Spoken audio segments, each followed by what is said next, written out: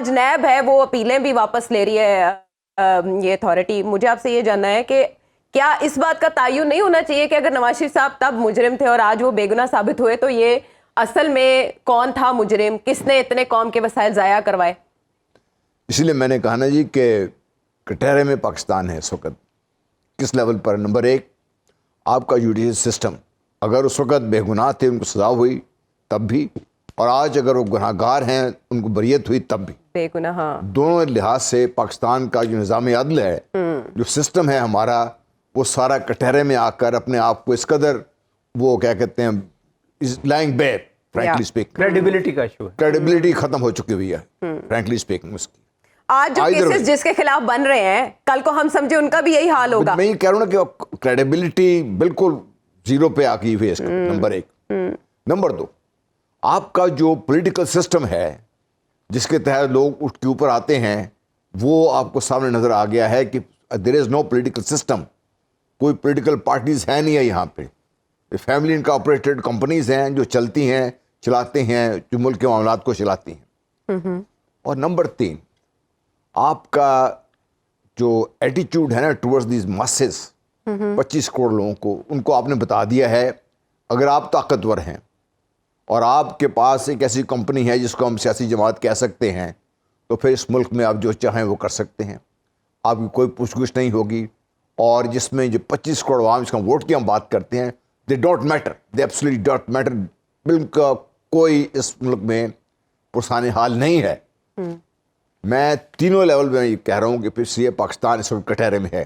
اگر میں باہر بیٹھا ہوا ہوں اور نان پاکستانی ہوں اور میں یہ سارے چیزوں کو دیکھوں پچھلے 5, 7, 10, 15 سال کے یہاں سے, تو مجھے کیا نظر آئے گا اس میں؟ کیا کوئی ایسی چیز ہے جس کے بارے میں ہم بڑے پراؤڈلی یہ کہہ سکتے ہیں کہ پاکستان کا جو جوڈیشل سسٹم ہے, یہ پاکستان کا یہ کلچر سسٹم بڑا اتنا مضبوط ہے کہ پاکستان کسی بھی حادثے سے نہ صرف نبردست ہو سکتا ہے بلکہ سے بہت بہت بہت زیادہ مضبوطی کے ساتھ باہر آ سکتا ہے. کوئی چیز آئیڈیل نہیں, کوئی چیز پاکستان کی وہ سٹیبل آپ کو نظر نہیں آتی.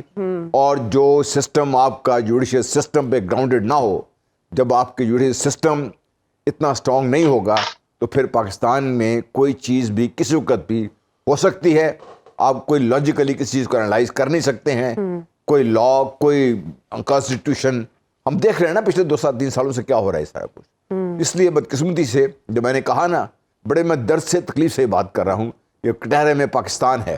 اور پاکستان آج بحیثیت ملک, بحیثیت قوم, مجرم کی حیثیت کھڑا ہے آج. چیئرمین پی ٹی آئی نے -1 کو قبول کر لیا. اب ایک اوپن لیٹر آئے گا جو 9 مئی وقت کے واقعات کی مذمت کر لے گا, کیونکہ کنونشنز کے نعرے بھی ہم نے سن لیے, 9 مئی کے ذمہ داران کے حوالے سے بیانات بھی پارٹی لیڈرز کے سن لیے جو خود کو ڈسٹنس کر رہے ہیں سلولی. So what do you see? دیکھ عائشہ, فرام ڈے 1 جس دن سے چیئرمین پی ٹی آئی نے یہ بات کی, was then the sitting prime minister of that time. میں اس وقت سے 2 باتیں کر رہا ہوں کہ you can't, this is not done.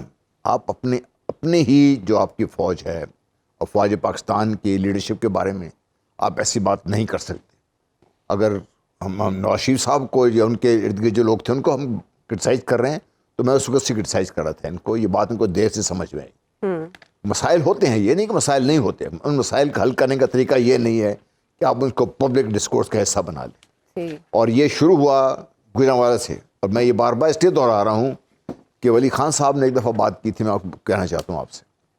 انہوں نے کہا تھا جی کہ جو مجھے اس بات پہ بڑا دکھ ہے کہ جب انہوں نے یہ بات کی, حالانکہ وہ زیادہ سمجھدار آدمی, اس کو کوئی آ کے پنجابی ٹکرے گا اس کو.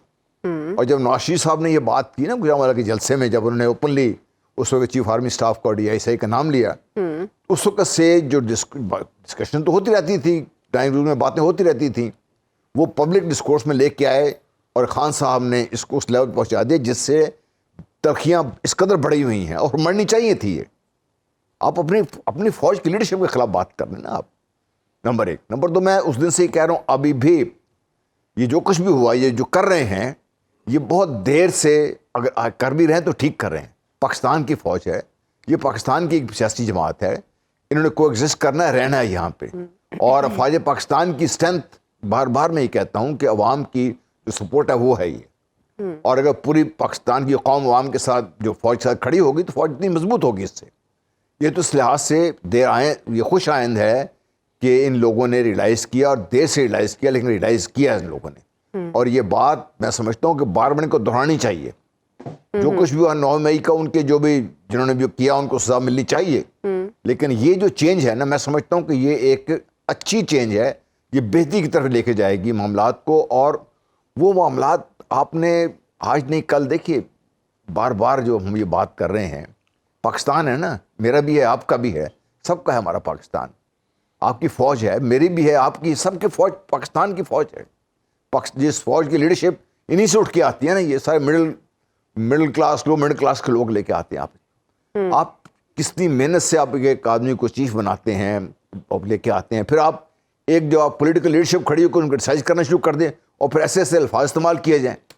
تو اس سے میرا خیال ہے کہ بھئی اگر یہ جو اوپن لیٹر آتا ہے اس میں خان صاحب اس کا اعتراف کرتے ہیں تو یہ ایک اچھی بات ہوگی ان کے لیے. ایک ایز اے سیاسی لیڈر میرا خیال ہے ان کا قد بڑھے گا, کم ہوگا نہیں.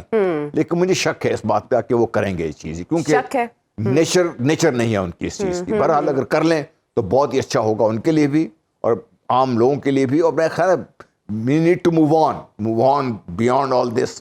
پاکستان کے مسائل کو ہم نے مل کے حل کرنا ہے, اس کے لیے بہت ہمیں آگے جانا چاہیے.